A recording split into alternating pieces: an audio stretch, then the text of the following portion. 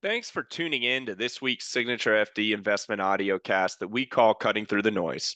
I'm Tony Welch, Chief Investment Officer at Signature FD. We're going to start this week with a little more of an educational piece. So, one of our core beliefs at Signature FD is that financially healthy families can change the world. So, we're sharing this simple but powerful illustration for young investors and for clients to potentially share with the younger investors in their lives. And it illustrates the power of compounding.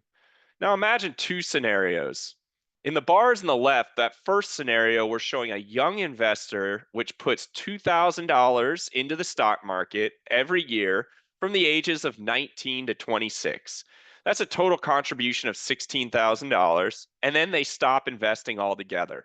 Now, in the second example, the bars to the right, another investor starts at the age of 27 and contributes $2,000 annually until the age of 65.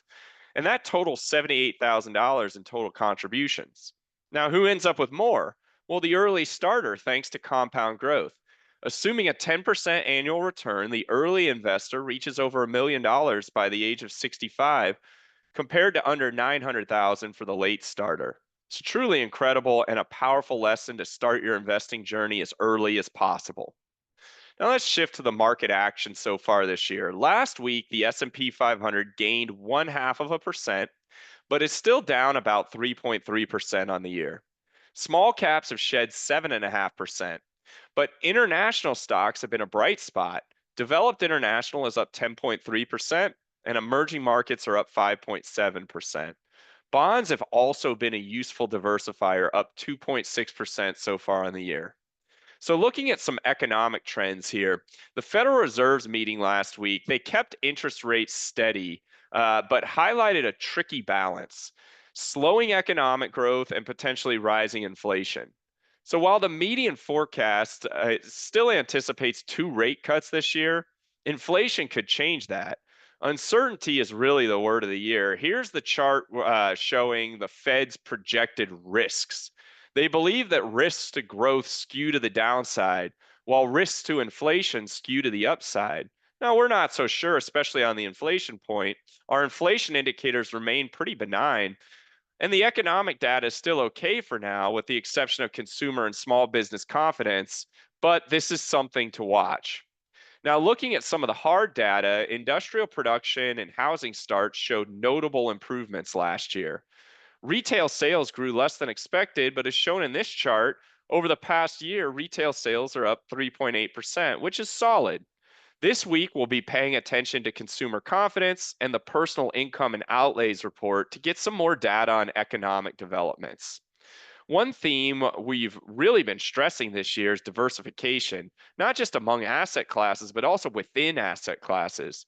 That means being internationally diversified as well. Now, a lot of the uncertainty induced slowing in economic activity, that appears to be a US phenomenon. In fact, risks of global recession are ebbing, and that's what we're showing in orange in the chart here. It shows a global recession probability model, and it's fairly low and has been falling. That's a good sign for stocks in general, but also it's noticeable or notable that the global economy has been showing signs of strength and picking up even while the US economy is slowing somewhat. Regardless, we have no way of knowing in real time when this correction that we've been in this year has fully run its course. But we would note that sentiment has gotten extremely pessimistic. And that's what the bottom clip of this chart is showing: an extremely low sentiment reading. Historically, readings this low have corresponded with subsequent market rallies. In the traditional correction process, we would expect to see a rally and then maybe a retest of the market lows. It appears we may have entered the rally mode.